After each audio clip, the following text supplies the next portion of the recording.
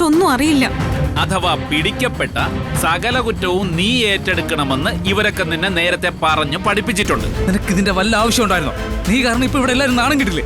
ഇവനെപ്പോലെ ഒരുത്തനെ സഹായിക്കാൻ നീ സ്വർണം പണയം വയ്ക്കാൻ പോയല്ലേ?